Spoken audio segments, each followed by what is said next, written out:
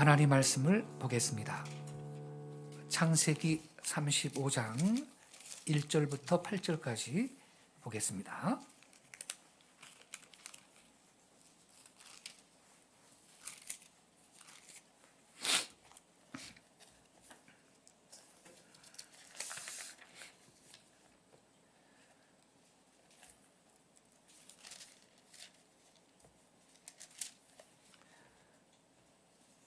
저와 함께 한 절씩 교독하시겠습니다. 제가 먼저 1절을 읽겠습니다.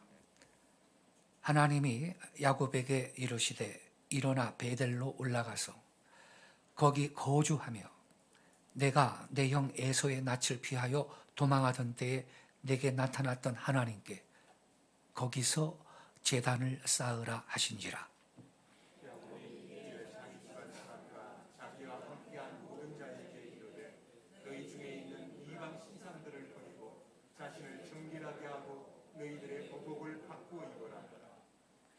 우리가 일어나 베델로 올라가자. 내 환난 날에 내게 응답하시며 내가 가는 길에서 나와 함께 하신 하나님께 내가 거기서 제단을 쌓으려 하노라 하매. 자기 손에 있는 모든 이방 신상들과 자기 뒤에 있는 기고리들을 야곱에게 주는지라. 야곱이 그것들을 세겜 근처 성들이 삼키나무 아래 있고 그들이 떠났으나 하나님이 그 사면 고을들로 크게 두려워하게 하셨으므로 야곱의 아들들을 추격하는 자가 없었더라. 야곱과 그와 함께한 모든 사람이 가나안 땅 곧 베델에 이르고 그가 거기서 제단을 쌓고 그곳을 엘베델이라 불렀으니 이는 그의 형의 낯을 피할 때 하나님이 거기서 그에게 나타나셨음이더라.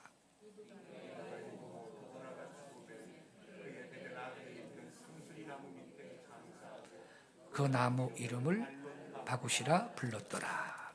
아멘. 지난주에 이어서 오늘도 우리가 일어나 베델로 올라가자 이러한 제하의 말씀을 드리겠습니다. 야곱과 에서는 쌍둥이로 태어났습니다. 근데 에서가 먼저 태어나서 장자의 명분을 갖게 되었습니다. 야곱은 태어날 때 형 발꿈치를 붙들고 태어났습니다. 아마 동생으로 태어나는 것이 뱃속에서부터 억울했던 모양입니다. 이제 장성에서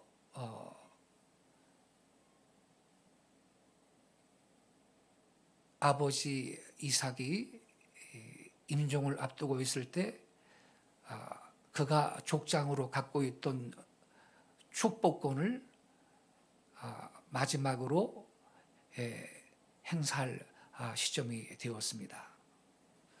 당연히 장자한테 축복을 합니다. 그러나 야곱이 위장을 하고 자기가 에서라고 눈이 어두운 아버지를 속이고 축복 기도를 가로챘습니다. 나중에 에서가 이 사실을 알고 야곱을 죽이려고 합니다. 그래서 밧단 아람 외삼촌 집에 도망을 가게 되었습니다.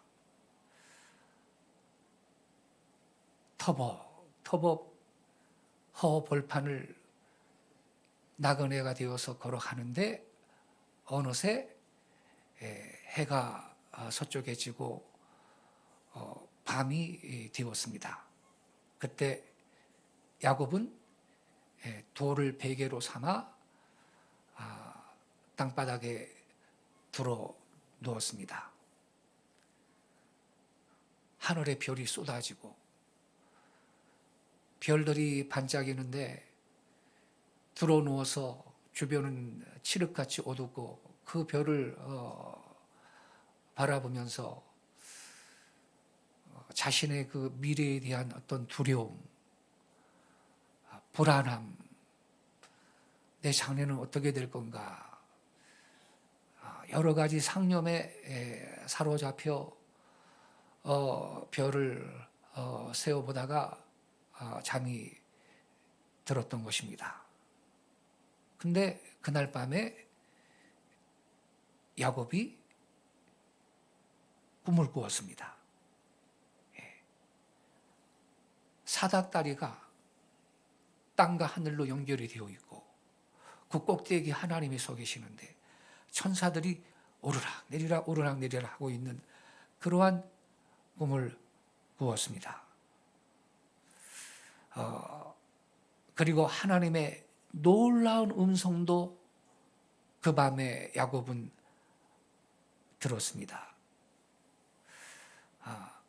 그 약속의 그 말씀이 창세기 28장 13절 15절에 기록되어 있습니다.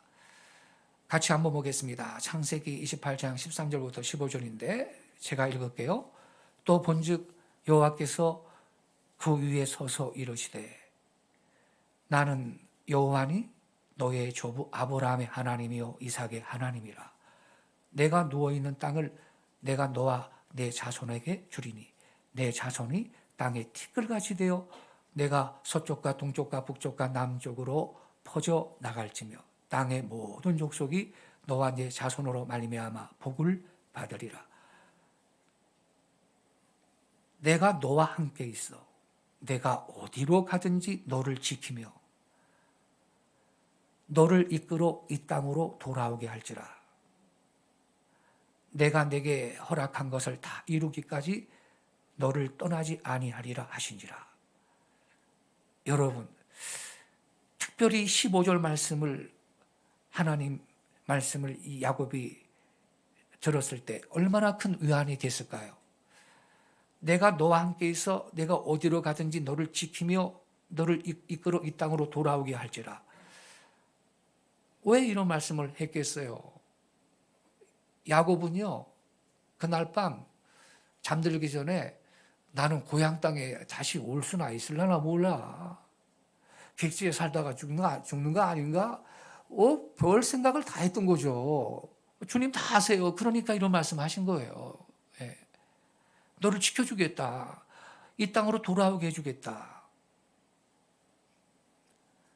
그뿐입니까? 내가 누워있는 땅을 너와 네 자손에게 주겠다. 내 자손이 땅에 티끌같이 되어서 동서남북으로 퍼져나간다. 또 땅의 모든 족속이 너와 네 자손 때문에 복받는다. 엄청나게 놀라운 약속을 하나님께 받았습니다. 날이 밝자 야곱이 일어나서 하나님께 예배를 하고 소원 기도를 드렸습니다. 자기가 베개로 삼았던 그 돌을 기둥으로 세우고 거기에 기름을 붓고요. 그리고 예배하고 기도하며 하나님 앞에 소원을 했습니다. 예, 그 소원 기도의 내용이 18절 이하에 기록이 되어 있습니다. 18절부터 21절을 제가 읽겠습니다. 야곱이 아침에 일찍 일어나 베개로 삼았던 돌을 가져다가 기둥으로 세우고 그 위에 기름을 붓고 그곳 이름을 베델이라 하였더라. 이 성의 옛 이름은 루스더라. 야곱이 소원하여 이르되 하나님이 나와 함께 계셔서 내가 가는 이 길에서 나를 지키시고 먹을 떡과 입을 옷을 주시어 내가 평안히 아버지 집으로 돌아가게 하시오면 여호와께서 나의 하나님이 되실 것이요 내가 기둥으로 세운 이 돌이 하나님의 집이 될 것이요 하나님께서 내게 주신 모든 것에서 10분의 1을 내가 반드시 하나님께 드리겠나이다 하였더라.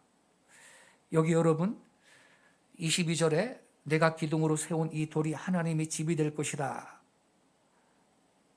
하나님의 집은 예배하는 곳입니다.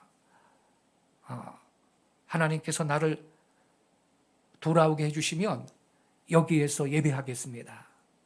그렇게 약속을 한 것입니다. 이제 이 야곱이 바단 아람 외삼촌 집에 가서 20년 동안 객지 생활을 합니다. 그동안에 야곱은 아내도 없고 가정을 꾸리고 큰 복을 받았습니다. 그리고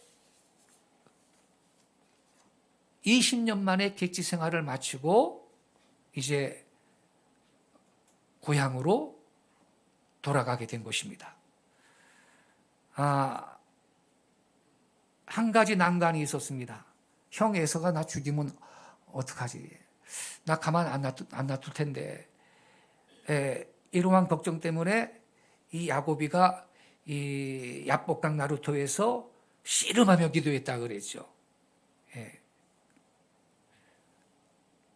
씨름할 때 이 넓적다리 관절뼈가 위골이 되었습니다. 환도뼈, 골반뼈입니다. 그래서 당연히 성경에도 써 있습니다. 절었더라. 쫄뚝하고 가는데 에서를 이제 만난 겁니다. 아마 지팡이도 잡았을 가능성이 있습니다. 지팡이 잡고 쫄뚝대고 이렇게 하고 가니까 이 에서가 말이죠. 마음이 누그러진 겁니다. 내 동생이 장애인이 돼서 왔네. 저놈이 객지 생활하다가 고생 많이 했나 보다. 이런 생각이 들었던 거죠. 그래서 화해를 하게 됩니다. 그리고 이제 야곱은 무사히 가족들과 그의 재산을 갖고 이제 가나안 땅으로 고향 땅으로 돌아가게 됐던 것입니다. 20년 만에. 그러니까 여러분, 하나님은 신실하십니다. 하나님은 약속을 지키신 거예요. 하나님이 어떻게 약속하셨죠? 아까 우리 읽었죠. 창세기 28장 15절에 뭐라 그랬어요? 베델 광야에서 하신 약속. 내가 너와 함께 있어. 내가 어디로 가든지 너를 지키며 너를 이끌어 이 땅으로 돌아오게 할지라. 내가 내게 허락한 것을 다 이루기까지 너를 떠나지 아니하리라. 하나님은 이 약속을 지키신 것입니다. 20년 전에 베델 광야에서 꿈을 통해 이 야곱을 만나셨고 하나님이 야곱에게 그때 하신 이 약속을 하나님은 지키신 것입니다. 우리 하나님은 신실하십니다. 그분은 일양 미쁘신 분이십니다. 그분은 약속을 지키시는 하나님이신 것입니다. 그렇다면 여러분, 야곱도 약속을 지켰나요? 야곱은 약속 지켰습니까? 야곱은요, 지금 이제 에서와 이 화해를 하고 무사히 이제 고향 땅으로 가게 되었는데 사실은 그때 어디로 가야 돼요, 여러분? 어디로 가야 되는 겁니까? 베델로 가야 했던 것입니다. 베델로. 야곱이 뭐라 그랬어요? 소원 기도를 뭐라 그랬나요? 이 창세기 28장 22절에 내가 기둥으로 세운 이 돌이 하나님의 집이 될 것이요. 21절부터 보면 내가 평안히 아버지 집으로 돌아가게 하시오면 여호와께서 나의 하나님이 되실 것이요. 22절 내가 기둥으로 세운 이 돌이 하나님의 집이 될 것이요. 그렇다면 베델 광야에 지금 자기가 꿈꾸고 나가지고 베개했던 그 돌을 세우고서는 그 앞에서 예배하면서 지금 하나님 앞에 소원 기도한 거 아닙니까? 이 돌이 하나님의 집이 될 것이요. 하나님께서 내게 주신 모든 것에서 10분의 1을 내가 반드시 드리겠습니다. 하나님의 집은 예배하는 곳이라 그랬죠? 그래서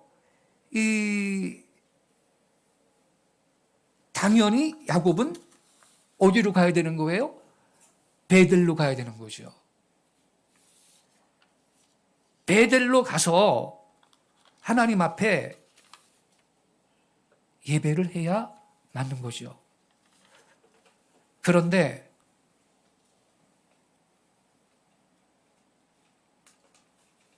이 야곱은요, 그만 좌회전을 해가지고 어디로 갔느냐? 세겜 땅으로 갔습니다. 베들로 가야 할 일을 까맣게 잊어버리고 하나님과의 약속을 저버리고 세겜 땅으로 갔는데요.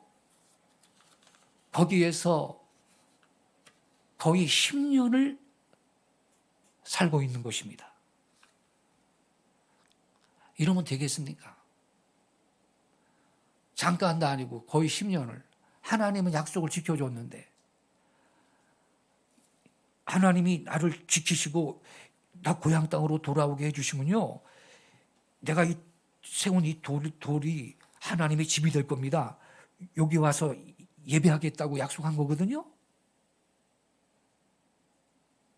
즉각 베델로 먼저 갔어야 되는 거예요. 그런데 세겜 땅 가가지고 10년을 거기서 살고 있는 거예요.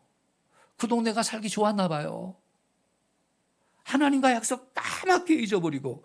그러다가 야곱의 가정은 그 땅에서 큰 위기를 당하게 되는 것입니다. 창세기 34장 1절 2절을 보겠습니다. 자막이 나왔죠? 제가 읽을게요. 레아가 야곱에게, 레아는 야곱의 그 첫째 아내죠. 레아가 야곱에게 낳은 딸 디나가 그 땅의 딸들을 보러 나갔더니 히위 족속 중 하몰의 아들 그 땅의 추장 세겜이 그를 보고 끌어들여 강간하여 육되게 하고. 이야, 세상에 이 딸 하나 있는데 말이죠, 이렇게 치욕을 당하는 사건이 발생을 한 것입니다. 그 땅의 추장 세겜한테 이 딸 디나가 성폭행을 당했습니다. 하나밖에 없는 딸이 이런 수치를 당했으니 야곱의 마음이 얼마나 아팠겠고 그의 오빠들은 얼마나 분통이 터졌겠습니까, 여러분?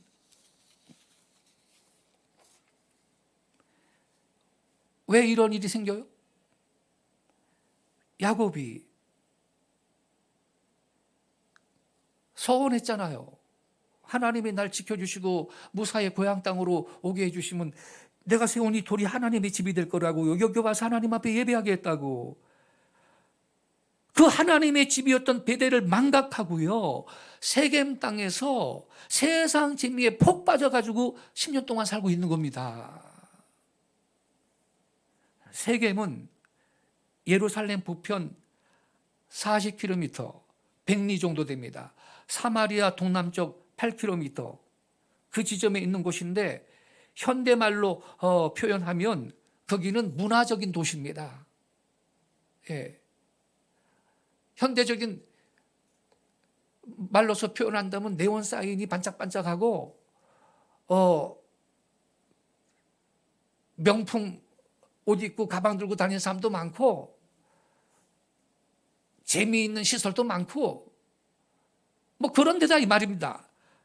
예. 그 세겜 땅에서 아주 세상 재미에 푹 빠져가지고 지금 10년을 살고 있는 것입니다. 하나님한테 약속한 거, 지가 급할 때 한 약속은 싹 잊어버리고. 이 딸 디나는요, 야곱이요, 그 외삼촌 집 하란에 체류한 지 14년째. 원래 라헬을 사랑했는데 외삼촌이 쏘져가지고서는 첫날 밤 일어나서 끝나고 아침에 보니까 레아 언니거든요. 외삼촌 이런 법이 어디 있어요? 야, 언니 놔두고 동생이 먼저 시집가는 법은 없다. 너 7년도 봉사해. 7년도 봉사해. 그래서 도합 14년을 봉사를 하는데 거기서 머슴살이를 하는데 말이죠. 이 디나는 누구냐면 그 라헬의 언니 레아한테서 6 아들을 낳고요. 그리고 딸 디나를 낳은 거예요. 야곱은 사랑하는 아내 라헬을 얻기 위해서 총 14년간을 거기에서 머슴살이를 한 거예요. 양떼를 키우면서. 그리고 라헬을 얻었거든요. 이 디나는 야곱의 첫 부인인 레아의 마지막 고명딸이고 하란에 산 지 14년째쯤 나왔고요. 14년 이후에 라헬을 얻어서 이 요셉을 낳죠. 그리고 외삼촌하고 계약을 맺어가지고 야곱이 거기에서 좀 더 돈 벌라고, 요즘 말로 하면 좀 더 재산을 늘리려고 6년간 더 목자 노릇을 하기로 한 것입니다. 그래서 총 20년을 거기 객지 생활을 했는데 그 하란 생활 20년 이후에 귀향을 했는데요. 그래서 이 디나의 나이는요, 그때 나이가 16세나 17세 이 정도 나이입니다. 그러니까 디나가 세겜에서 능욕당할 때는 16세 정도 처녀였는데 이 얼마나 분통 터지는 일입니까? 예? 야곱도 마음 아프고 오빠들은 얼마나 화딱지가 나겠어요. 야곱이 곧장 베델로 직행을 안 했기 때문에 이러한 일을 당하는 거죠.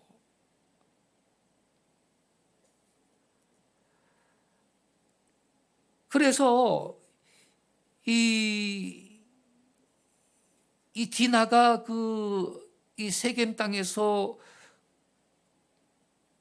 이러한 그 능욕을 당할 때가 16세 정도다. 이렇게 볼 때 결국 모든 걸 다 종합해서 계산해 보면 이 세겜 땅에서 약 10년을 살았다라는 계산이 나와요. 여러분, 야곱은 에서와 헤어진 다음에 하나님은 약속을 지켰잖아요. 그럼 자기도 지켜야지. 당연히 베델로 직행을 했어야 했던 겁니다. 그래서 그 베델에 가서 오 주님 감사해요. 하나님은 신실하신 분이십니다. 내가 베델 광야에서 외롭고 쓸쓸하고 미래의 세계에 대한 두려움에 쌓여가지고 땅을 요를 삼고 하늘을 이불 삼고 밤하늘에 별을 세워보다가 불안함 속에 이렇게 잠이 들었을 때 주님이 꿈에 나타나가지고 나한테 약속을 하셨는데 그 약속 붙들고 내가 외롭고 힘들 때마다 내가 그 약속 붙들고 견디고 살았어요. 그리고 이렇게 무사히 많은 재산을 갖고 아내도 가정도 꾸리고 이렇게 돌아가게 해주셔서 감사드려요. 그리고 베델에서 그렇게 하나님 앞에 예배를 했어야 된다 이 말입니다. 그렇죠? 근데 그거 싹 잊어버리고 세겜 땅 가가지고 10년을 세상 재미에 빠져서 살고 있는 거예요. 하나님께 소원한 거, 약속한 걸 지키지 않아서 이러한 우한을 만나게 됐던 겁니다. 근데 이게 다가 아니에요. 야곱의 가족이 몰살을 당할 처지가 됩니다. 이 세겜이 디나를 능욕한 이 세겜이 이 디나가 어여쁜 소녀였나 봐요. 그러니까 성폭행을 한 후에도 계속 연모해가지고 정식으로 이제 청혼을 하는 거예요.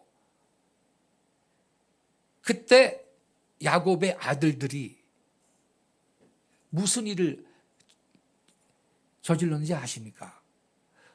혼인을 빙자해가지고 속임수를 쓰는데 결혼을 받아들이는 조건으로 이 세겜 족속 모든 남자들은 할례를 받아야 한다라고 요구를 하는 거예요. 이 할례는 남자의 양피를 베어내는 수술인데 이게 하나님의 백성임을 표시하는 거룩한 종교 예식입니다. 이 신약 시대로 말하면 그 세례식이에요, 세례. 야, 너희들 우리 동생 디나 너희 족속 식구로 만들고 싶냐? 세겜아, 우리 동생 네가 아내로 취하고 싶어? 조건 있어. 우리 족속은 할례를 반드시 받아야지 혼인이 가능한 거야. 이러니까요. 이 세겜이 말이죠. 뭐 좀 아프겠지만 뭐 짝사랑하는 디나를 아내로 얻을 수 있다는데 뭐 아유 우리 족속 남자들 다 할례 받게 하겠습니다. 추장이니까 뭐 명령하면 남자들이 다 할례 받아야 되잖아요. 너희들이 우리와 하친하려면 우리와 같이 할례 받아야 되느니라 그랬거든요. 창세기 34장이 나와요. 아유 뭐 그러지 뭐. 디나를 내 아내로 만들 수만 있다면. 그리고 뭐 우리가 할례 받으면 저 사람들하고 같이 나고 그러면 뭐 저 사람들 재산도 우리 것도 될 가능성도 있는데 뭐. 그리고 그 족속이 남자아이들이 다 할례를 받았던 것입니다. 사흘째쯤 되면 아픕니다. 제일 아파요. 그때 이 야곱의 형제들이 칼을 들고 달려들어 가지고서는 아픈데 무슨 뭐 싸움 못 하잖아요. 칼로 다 찔러 죽여버린 거예요. 예. 아주 그냥 피바다가 된 거예요.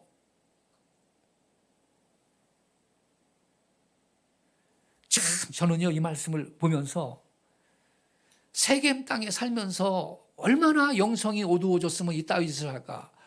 여러분 할례는요 오늘날로 말하면 세례입니다. 세례. 하나님 백성이 되는 표식이고 거룩한 종교의식이라고요.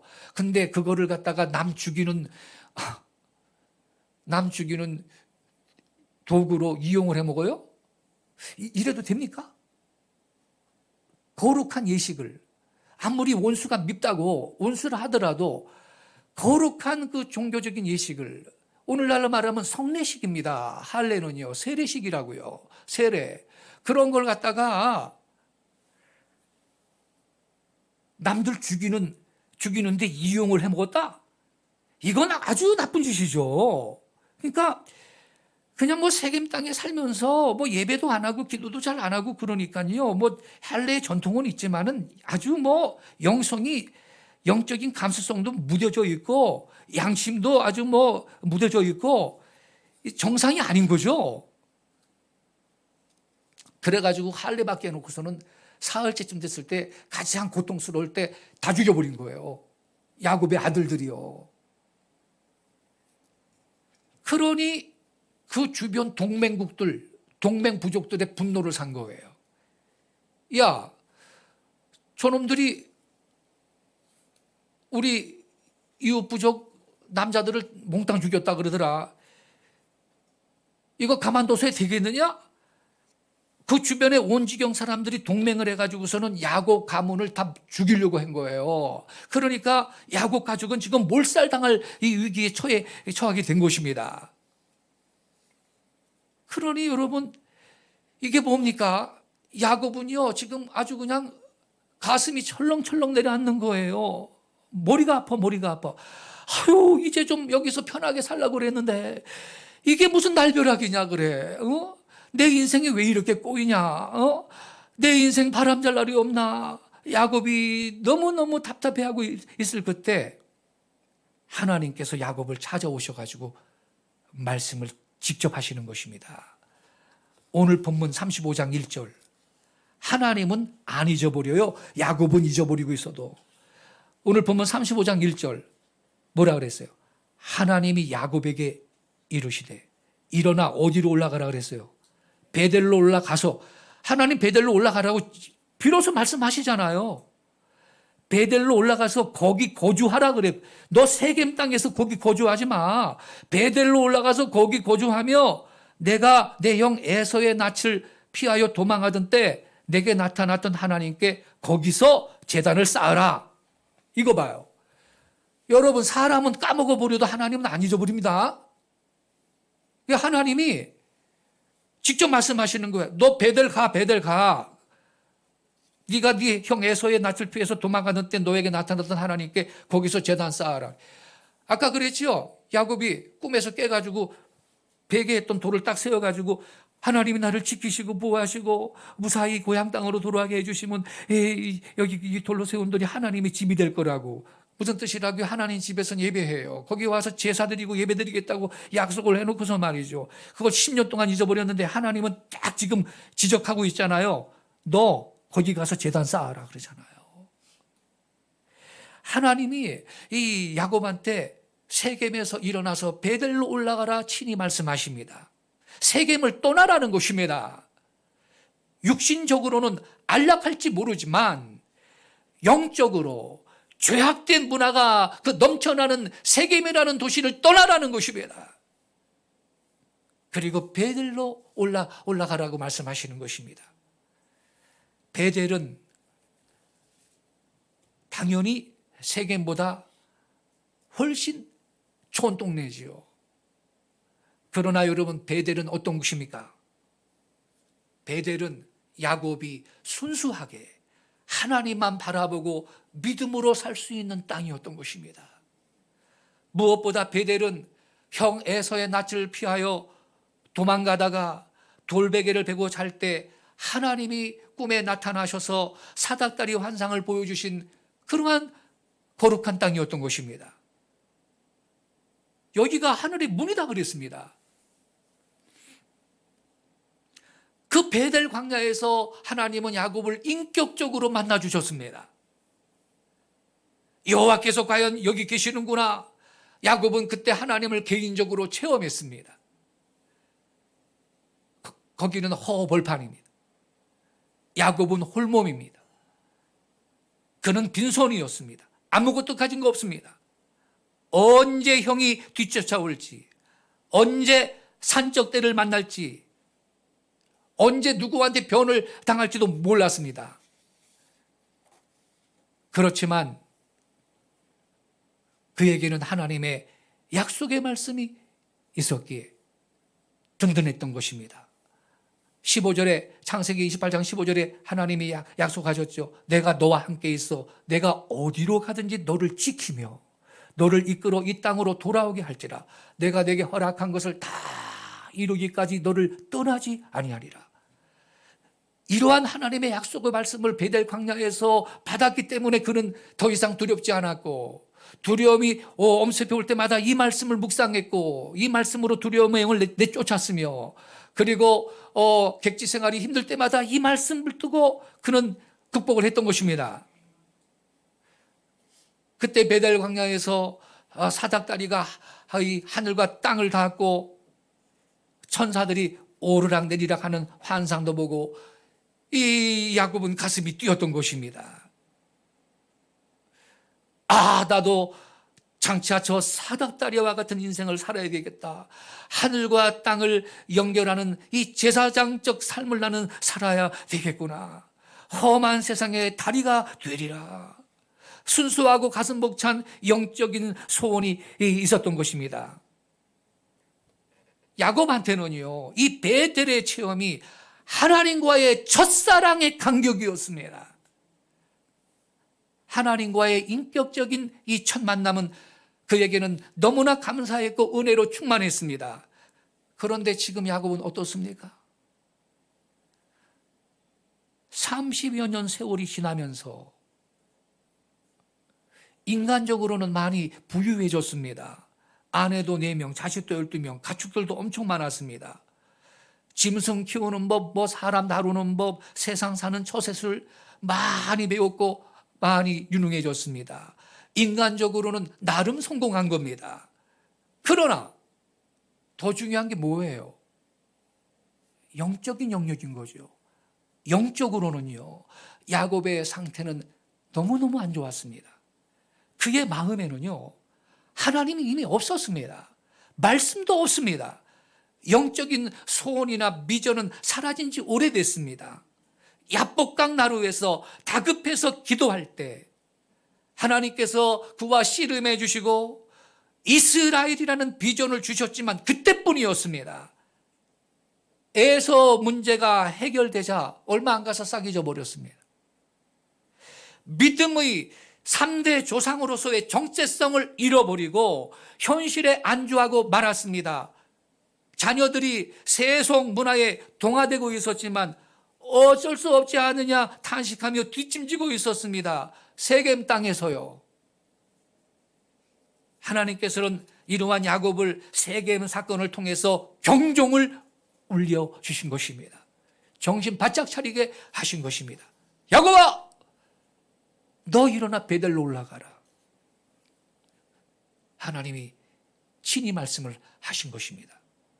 너 지금 위기 상황을 극복하는 길이 뭔지 아냐? 너 베델로 올라가야 되는 거야. 야곱이 지금 이렇게 가문이 몰살할 그 위기 앞에 처했는데 이 상황을 극복하는 길은 뭐 세겜 사람들 그 주변 동맹국들 만나가지고 협상하는 게 아니에요. 안전한 도피처를 찾는 게 아닙니다. 모든 것 내려놓고 베델로 올라가서 하나님을 만나는 것이었습니다. 그분을 다시 만나야 했습니다. 묵은 죄를 회개하고 하나님과의 관계성을 회복하는 것입니다. 베델로 올라가서 거기 거주하며, 분명히 거주하라 그랬어요. 거기 거주하며 하나님께 제단 쌓고 예배를 회복해야만 했던 것입니다. 신앙의 순수성과 절대성을 회복해야 하는 것입니다. 그것이 살 길인 것입니다. 여러분, 우리가 믿는 하나님은 이 시간 우리한테도 말씀하십니다. 아무개야, 너 일어나 베델로 올라가라. 여러분, 현재 우리의 영적 상태가 어떻습니까? 지금이요, 아무개야, 너 일어나 베델로 올라가라. 이와 같은 하나님의 음성을 들어야 될 기독교 신자들이 한두 명이 아닙니다. 왠지 아세요? 지난 2년 동안 코로나 기간 동안에 그거 핑계대고서는 뭐 온라인 예배니 말이죠. 그러면서 소파에 앉아가지고서는 맨 처음에는 말이죠. 유튜브로 온라인으로 예배한다 그러는데 그것도 몇 달 지나면서는 그것마저도 안 했어요. 제대로 예배 안 했다고요. 왜냐하면 조회수가 다 나와요. 근데 대형 교회들 보면요, 다 보고를, 대형 교회에서 보고한 게 있어요. 중대형 교회에서 조회수가 몇 명 안 되더라는 거예요. 자기 교인들 조회수를 다 따지면 수백 명이 돼야 되는데, 그러니까 처음에는 그나마 온라인 예배를 했는데 그마저도 제대로 안 했다는 거죠. 코로나 기간이 이제 끝났어요. 뭐 내일부터인가는 마스크도, 실내 마스크도 안 써도 되는데요. 그런데도 조사를 해봤더니 그래도 주일날 현장 예배는 안 가겠다라고 조사를 해봤더니 응답한 기독교인들이 50%가 넘더라는 거예요. 될 일입니까? 하나님은 그들한테 말씀하십니다. 너 일어나 베델로 올라가라. 베델의 뜻이 뭐죠? 하나님의 집이에요. 하나님의 집으로 가야 하는 것입니다. 뭔 핑계를 대요? 일어나 베델로 올라가라. 현재 우리의 영적인 상태는 어떻습니까?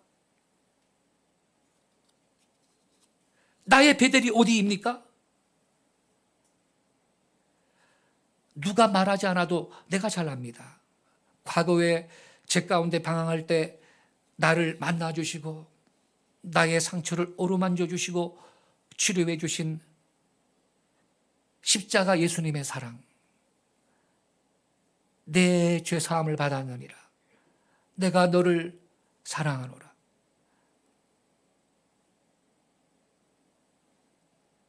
너는 나의 사랑하는 아들이요 딸이다.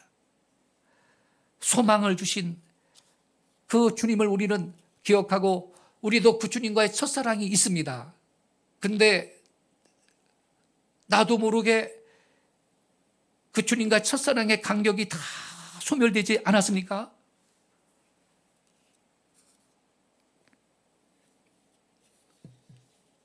말씀을 들어도 별 간격도 없고 쉬어도 또 쉬고 싶고 그렇지 않습니까? 무엇이 문제입니까, 여러분? 주님께서 우리한테 말씀하시는 것입니다. 너 일어나 베델로 올라가라. 베델로 올라가서 내가 처음 주님을 만났던 그 하나님께 제단을 쌓아라. 기도의 제단, 일용할 양식의 제단, 성경 공부의 제단, 11조 생활의 제단, 봉사 생활의 제단을 쌓아라. 주님이 말씀하시는 것입니다. 여러분, 주님은 베델에서 저와 여러분을 기다리고 계십니다. 베델에서 야곱을 기다리고 계셨던 그 하나님, 우리도 주님은 베델에서 우리를 기다리고 계시는 것입니다. 우리와 그 현장에서 만나기를 원하시고 그 현장에 우리 예배를 주님이 받기를 원하시며 우리의 영성을 회복시켜 주시기를 원하고 계시는 것입니다.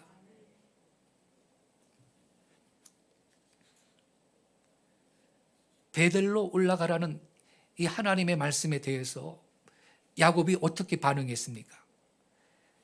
2절 3절을 제가 읽겠습니다. 야곱이 이에 자기 집안 사람과 자기와 함께한 모든 자에게 이르되 너희 중에 있는 이방 신상들을 버리고. 이거 봐요. 이방 신상, 아니 지금 야곱의 집안에 세상에 이방 우상들이 있었다는 거예요. 예, 이걸 버리고 자신을 정결하게 하고 너희들의 의복을 받고 입어라, 이렇게 말씀을 합니다, 야곱이. 그리고 3절에 우리가 일어나 베델로 올라가자. 내 환난 날에 내게 응답하시며 내가 가는 길에서 나와 함께 하신 하나님께 내가 거기서 제단을 쌓으려 하노라. 자, 야곱이 어떻게 반응했나요? 이방 신상을 버리자 그랬어요. 자신을 정결케 하라, 이렇게 말합니다. 여러분, 라헬이요, 아버지 집에서 나올 때, 이 야곱의 아내 라헬이 아버지 집에서 나올 때 드라빔을 훔쳐갖고 나왔어요. 여러분, 드라빔은요 당시 가족의 수호신이에요. 가족의 수호신. 당연히 우상이죠. 가족의 수호신으로 그것 갖고 있으면 뭐 삶이 형통해진다, 이러한 믿음을 갖고 있었어요. 그들은 오직 한 분이신 하나님, 요 하나님 한 분만 믿고 선교했건만 물질과 쾌락을 위해서 은밀하게 이방 신상을 섬기고 있었던 것입니다. 그걸 통해 가지고 물질주의, 쾌락주의의 누리기 그 집안에 들어왔습니다. 그들의 심령은 녹이 슬고 부패했습니다. 이것들을 과감하게 버려야 했던 것입니다. 그래야 정결케 되어서 거룩하신 하나님과 교제를 회복할 수가 있는 것입니다.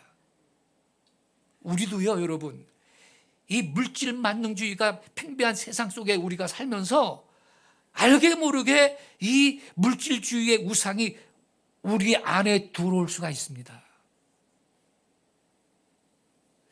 우죽순처럼 생겨나는 새 아파트를 볼 때마다 어떻게 재테크를 해야 더 좋은 아파트로, 저는 얼마 전에 알았어요. 그 용어가 있더군요. 갈아타기라고 합니다. 예. 어떻게 갈아타기를 해가지고 더 좋은 아파트로 갈 수 있나? 그냥 현대인들은 이런 생각에 마음을 그냥 뺏기고 사는 겁니다. 예? 넘쳐나는 미디어의 홍수 속에서 이것저것 서핑하다가 보면 하루가 금방 가버리고 머리는 텅 비어버리고 TV만 키면 요새는 방송국마다 뭔 그렇게 트로트만 틀어대는지 말이죠. 6살, 5살짜리도 트로트를 부른다 그러고 말이죠. 무슨 전 국민을 트로트 가수를 만들려고 작정을 했나? 아이고, 그러니 그런 거 쌓여 있으면 우리는 영성이 다 무뎌지고요, 머리는 텅 비게 되는 것이죠. 우리의 영성을 갉아먹는 쓰레기 미디어들이 넘쳐나는데 그거 과감하게 버릴 수가 있어야 되는 것입니다. 그래서 어떤 성도는요, 금식을 해요. 금식이 뭐냐, 먹는 금식이 아니고 미디어 금식을 하는 분이 있어요. 미디어 금식. 내가 요 날만큼은, 요 며칠만큼은 모든 미디어하고 나는 차단한다. 그리고 묵상하고 말씀만 듣고 찬양만 하고 예배만 하고, 그래야 영성을 유지할 수가 있으니까.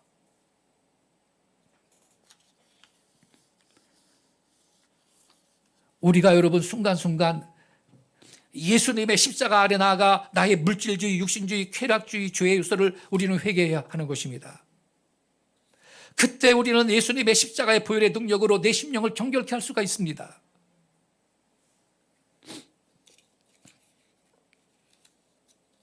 두 번째로 의복을 받고 입으라 그랬어요.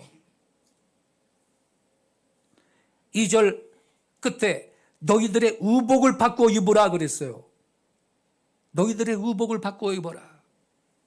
여러분, 옷이라는 것은요, 그 사람의 정체성입니다. 옷은 그 사람의 정체성을 의미하는 거예요. 아마 이 야곱의 가족들은요, 자식들도 그렇고 그 세속도시 세겜 패션에 아주 익숙해져 있었을 것입니다. 하나님의 백성들은 달라야 되거든요. 의복도. 세상 사람들이 배꼽티 입고 다닌다고 크리스찬 여성들이 배꼽티 입고 돌아다니면 되겠습니까?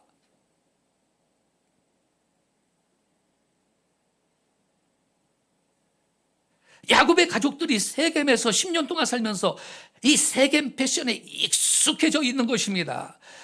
바단 아람의 그 촌스러운 패션을 벗어버리고 세련된 세겜 패션으로 갈아입었으니 얼마나 여러분 외모가 멋져 보였겠습니까?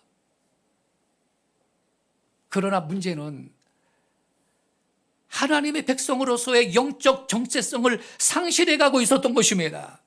저 사람들이 하나님 믿는 백성이냐 무슨 세상 사람이냐 구분이 안 되는 거예요. 뭐 의복도 똑같아요. 뭐 이건 여러분 믿음의 3대 조상으로서의 이 크나큰 영적 위기였던 것입니다. 이걸 극복하기 위해서는 과감하게 옷을 바꿔 입어야 했던 것입니다. 그래서 의복을 바꿔 입으라고 야곱이 말합니다. 로마서 13장 12절 14절에 이렇게 기록이 되어 있습니다. 밤이 깊고 낮이 가까웠으니 그러므로 우리가 어둠의 일을 벗어버리고 빛의 갑옷을 입자. 낮에와 같이 단정히 행하고 방탕하거나 술 취하지 말며 음란하거나 호색하지 말며 다투거나 시기하지 말고 오직 주 예수 그리스도로 옷 입고 정욕을 위하여 육신의 일을 도모하지 말라 그랬습니다. 여러분 우리는 이 세상 속에서 세상 사람들과 똑같이 살지만 영적인 우리의 신분만은 분명하게 지키며 살아야 될 줄로 믿습니다. 원수 마귀가 우는 사자와 같이 두루다니면서 상직자를 찾고 죄의 유혹이 쓰나미와 같이 물려오는데 우리가 무슨 수로 이러한 죄악된 세상을 이길 수가 있습니까? 과감하게 성령의 능력을 힘입어 어둠의 일을 벗어버릴 수 있기를 바랍니다. 술 취함과 방탕, 음란, 호색, 다툼, 시기, 정욕, 육신의 일들을 과감하게 벗어버려야 되겠습니다. 대신에 예수 그리스도로 옷 입어야 되겠습니다. 빛의 갑옷을 입어야 합니다. 하나님의 전신갑주를 입고 날카로운 칼, 마강한 말씀의 화살로 무장할 수 있기를 바랍니다. 그때 우리는요 어두운 죄의 문화를 이길 뿐만 아니라 빛의 역사를 창조할 수가 있는 것입니다.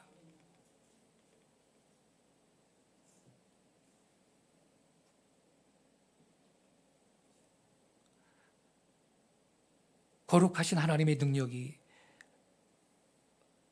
그러한 성도한테 충만하게 임하여 그는 승리의 삶을 살아갈 수가 있을 것입니다. 이태원에서 할로윈 축제인가 할 때 그 복장을 보니까요 어떤 사람들은 아주 남자도 여자도 그렇고 아주 노출을 갖다가 거의 몸의 70% 노출을 하고 막 거리를 돌아다니고 술 취해서 흔들거리며 돌아다니고 그 이태원에 큰 교회들 몇 개 있는데 그 교회 청년들은 그 집 가서 죽은 사람이 아무도 없대요. 얼마나 감사한지 모르겠어요. 꼭 바로 옆 동네인데 온누리교회도 거기 근처에 있고. 그죠? 근데 이 야곱의 가족이요. 세겜이라는 그 동네에 있으면서 복장도 구분이 안 되고 이 복장은 의복은 정체성을 의미한다 그랬죠. 그러니까 의복을 바꿔 입으라고 야곱이 지시를 한 것입니다. 그리고 야곱은 가족들을 모두 베델로 인도했습니다. 3절에 보니까 우리가 일어나 베델로 올라가자 그럽니다. 다 이거 이방 신상 버리고 너희 중에 있는 이방 신상 버리고 자신을 정결하게 하고 의복을 바꿔 입어라. 그 다음에 뭐라 그래요? 우리가 일어나 베델로 올라가자. 야곱이 가족들을 영적 개혁의 방향을 잡고 지금 바로 이끌고 있습니다. 우리가 일어나 베델로 올라가자. 내 환난 날에 내게 응답하시며 내가 가는 길에서 나와 함께 하신 하나님께 내가 거기서 제단을 쌓으려 하노라. 처음부터 이랬으면 좋았을 걸. 지금이라도 지금 회복의 은혜를 지금 받고 있는 것입니다. 야곱은 분명히 방향을 잡고 영적 개혁을 선포했습니다. 그러자 가족들도 모두 순종했습니다. 4절에 보니까 그들이 자기 손에 있는 모든 이방 신상들과 자기 귀에 있는 귀고리들을 야곱에게 주는지라 야곱이 그것을 세겜 근처 상수리 나무 아래 묻고 그걸 다 땅에 묻어버리고 말았습니다. 야곱의 가족들은 야곱의 지도 리더십에 순종했습니다. 그들이 숨기고 있던 이방 귀신의 신상들을 갖고 다 나왔습니다. 라헬이 친정에서 훔쳐 갖고 왔던 느라빔도 그리고 귀고리들도 다 야곱에게 주었습니다. 이게 무슨 의미냐? 세속적이고 육신적인 요소들을 숨기지 않고 적극적으로 들고 나왔다 이 말입니다. 이건 그들이 야곱의 말을 듣고 자신들의 숨은 죄를 회개한 것을 의미하는 것입니다. 야곱은 이것들을 취하여서 세겜 근처 상수리 나무 아래 묻어버렸습니다. 이거는 구체적으로 회개에 합당한 열매를 맺었다 이걸 의미하는 것입니다. 그들은 말로만 회개하는 척 하지 않았습니다. 구체적으로 회개하고 이걸 행동으로 옮겼던 것입니다. 그래서 여러분 이 창세기 우리 지금 35장이 본문인데요. 창세기 34장의 야곱의 가정하고요 35장의 야곱의 가정은 완전히 딴판입니다. 34장의 이 야곱의 가정은요 콩가루 집안을 연상시킵니다. 자녀들끼리 갈등하고 아버지는 아들들을 야단치고 아들들은 아버지한테 대들고 한심하기 짝이 없습니다. 그러나 35장에 나오는 야곱의 가정은 너무나 영적이고 순종적입니다. 이것은 가장인 야곱이 먼저 회개하고 하나님의 방향에 순종했기 때문이었습니다. 그래서 가장이 지도자가 먼저 회개하고 방향 잡으면 자녀들과 양들도 국민들도 따라가게 되는 것입니다. 이렇게 야곱의 온 가족이 하나님 앞에 회개했을 때 하나님께서 어떻게 도와주셨나요? 5절에 보니까 이렇게 기록되어 있어요. 그들이 떠났으나 하나님이 그 사면 고울들로 크게 두려워하게 하셨으므로 야곱의 아들들을 추격하는 자가 없었더라. 세겜 사람들이 보복하려고 했다가 하나님이 그들을 두렵게 하시자 감히 아무도 추격을 못했던 것입니다. 그래서 여러분 모든 문제 해결의 열쇠는 하나님이 주고 계시는 것입니다.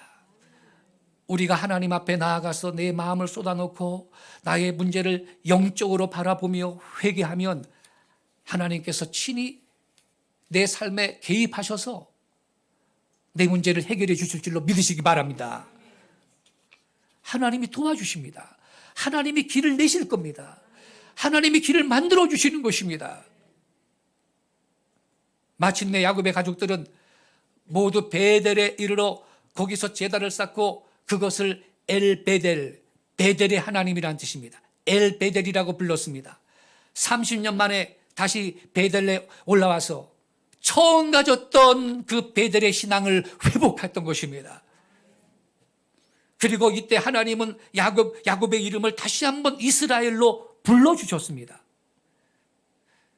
야복강 나루에서 환도뼈가 부러지며 훈련을 받을 때 그때 내면이 좀 달라지긴 했는데 그러나 온전하지 못했습니다. 그런데 하나님은 이번에 다시 한번 디나 사건을 통하여 그 강한 자아를 깨뜨리시고 그의 내면의 변화를 주신 것입니다. 다시 한번 이름도 바꾸어 주셨습니다. 뿐만 아니라 야곱한테 구체적인 축복을 약속해 주셨는데 11절 12절을 읽어보겠습니다. 제가 11절 12절을 읽을게요. 하나님이 그에게 이르시되 나는 전능한 하나님이라 생육하고 번성하라. 한 백성과 백성들의 총회가 내게서 나오고 왕들이 내 허리에서 나오리라. 왕들이 네 후손 가운데 나온다는 거죠. 내가 아브라함과 이삭에게 준 땅을 내게 주고 내 후손에게도 그 땅을 주리라. 그렇게 말씀하십니다. 그러니까 이게 얼마나 놀라운 축복의 언약입니까, 여러분? 10절에도 또 이스라엘 말씀하셨거든요. 하나님이 그에게 이르시되 내 이름이 야곱이지만은 내 이름을 다시는 야곱이라고 부르지 않겠고 이스라엘이 내 이름이 되리라 하시고 그가 그의 이름을 이스라엘이라 부르시고 야복강 나루에서 천사와 씨름하고 이 야곱이가 이겼을 때 그때 네 이름 이스라엘이라고 정해 주셨는데 다시 한번 또 이스라엘을 불러주셔요.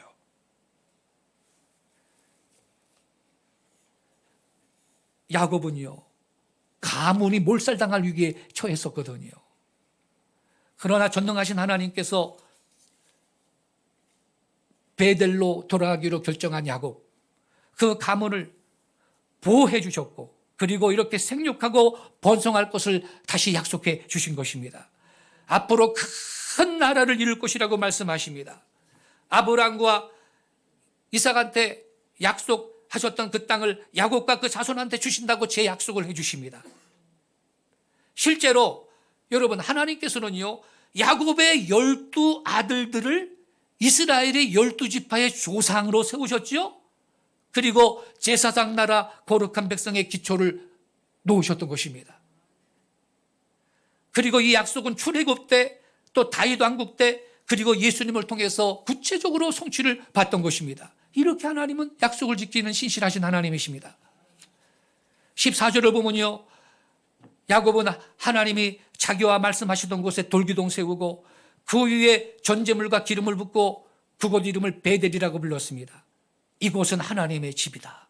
30년 만에 불러보는 이름이었습니다. 14절을 제가 읽겠습니다. 야곱이 하나님이 자기와 말씀하시던 곳에 기둥, 곧 돌기둥을 세우고 그 위에 전제물을 붓고 또 그 위에 기름을 붓고 15절 하나님이 자기와 말씀하시던 곳의 이름을 베델이라 불렀더라. 30년 만에 베델이라고 다시 부릅니다. 회복이 된 것입니다. 비로소 야곱이 신앙의 제자리로 돌아온 것입니다.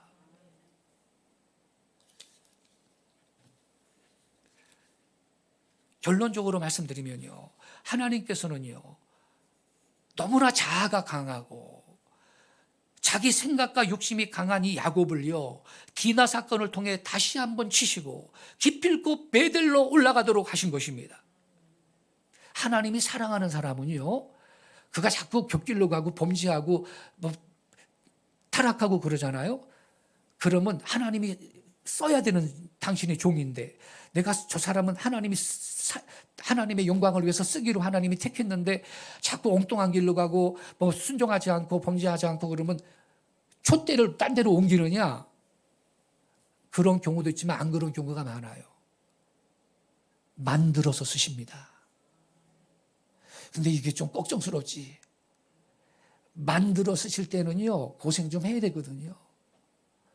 예. 어떤 때 아주 죽을 고생을 합니다. 하나님 만들어 쓰십니다. 아유 우리 대한민국이 말이에요. 욕단의 후손으로서 이스라엘이 못다한 인류 구원의 기업을 완수할 제사장 나라로 통일 코리아를 그렇게 사용하신다고 우리 성경이 근거해서 우리는 믿을 수 있는데 그래도 이 참 한국도 너무나 타락했고 나쁜 구석이 많고 그런데 촛대를 중국으로 옮기니까 중국은 더 더러워요 여러분. 촛대를 함부로 옮긴다 그런 말 하지 마세요. 하나님은 촛대를 이 나라에서 안 옮기고요 남북 통일시킨 다음에 만들어서 쓰십니다. 할렐루야. 그러니까 우리는 알아서 순종해야 돼. 할렐루야. 만들어 쓰면 불도거 안에 집어넣었다 뺐다 불도거 안에 집어넣었다 뺐다 그러면서 순금을 만드는데 여러분 얼마나 힘들어요.